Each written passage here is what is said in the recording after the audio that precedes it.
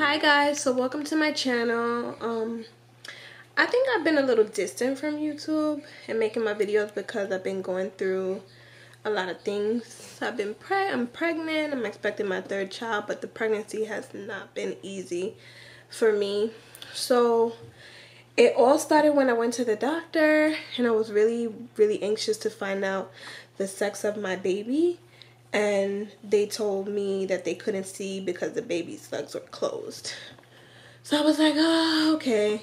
So I ended up going back like 3 days later, and again the same thing. So then I had to wait for another appointment. So when I waited for the next appointment, they were saying that pretty much now the baby's sexual organs looked enlarged and they couldn't tell if I was carrying like a boy or a girl, because they said it looks like a clitoris and then it looks like a small penis.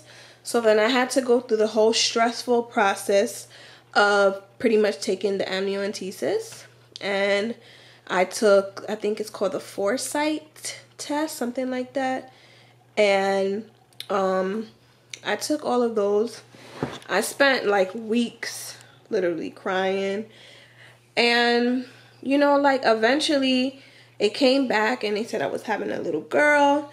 And so then I kept getting monitored to see, you know, what's going on. So when I went and I did the amniocentesis, they pretty much told me that my baby probably would have to have surgery when, you know, it came out, so that like the sex organ could be like reconstructed. And then now I go back for my appointment, that my results came back normal. Everything was good. I didn't have any Tundra syndrome, CAH, all that, none of that. Me and my husband, we both, you know, took the test and everything was normal. So now I go back, and then it was so confusing to me. Sorry about that. I got to change the batteries for the smoke detector. But they came back to the sonogram lady said to us that when we asked if everything looked enlarged, she said it didn't look enlarged to her.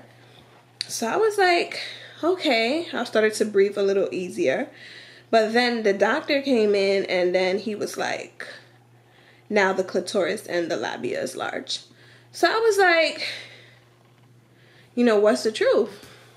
So now it's just a waiting game, and the doctor's saying that her clitoris and her labia is large and no surgery will be needed, but she probably will have to go on a steroid. So my pregnancy just really been hard for me, and I just really haven't been like, you know, interested to share. But I thought about it and it took me some time, and I said to myself, you know, maybe if I do share, it can help other people that are going through my situation not feel alone.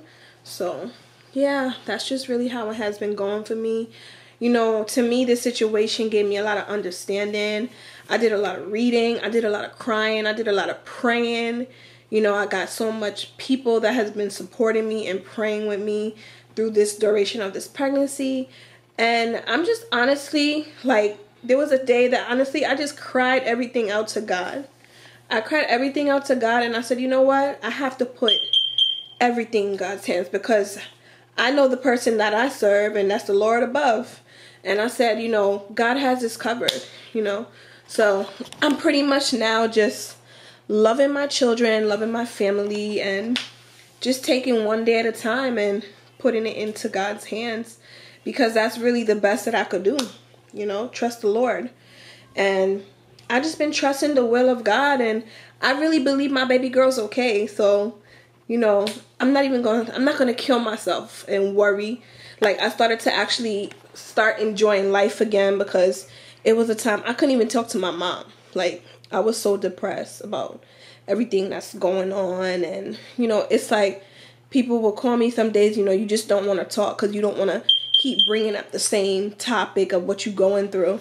But I'm just putting it in God's hands, and I'm trusting the Lord. And Saturday I'll be 30 weeks. So that will leave me at 10 more weeks of pregnancy. And, you know, I'm really sorry that I didn't share. You know, sometimes it's a little hard, especially when you're going through stuff, and it's like, you don't know what to say. You know what I'm saying? Like, you just get a moment where you just have to take time and process everything. And then at the same time, I'm dealing with RJ and his temper tantrums. So, you know, I'm just putting everything, I put everything in the Lord's hands, because I know no weapon that forms against me shall prosper. And God really got my baby covered. I'm covered. I'm covered in the blood of Jesus. And that's just how that's how I walk. I walk with faith. And I feel better. Like, I don't know. I feel better that I just put it in God's hands. Like, and sometimes things take time for me to just actually do that. But now that I put it in God's hands, I'm just like, I'm embracing my pregnancy. You know, I even did the gender reveal for my husband. And then right after that, I revealed to him, you know, what's really going on, because he wanted to be surprised and I didn't want to take that from him, but I had to tell him the truth. So I told him, and, you know, we have to put it in God's hands, because the only doctor we know is God, the Lord our God. And he knows the truth. He's the creator.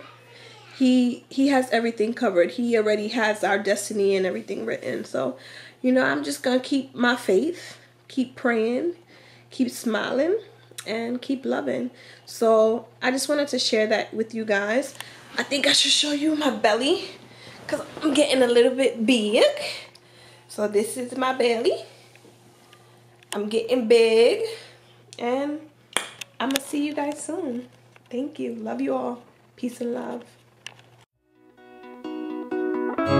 Would you love me for being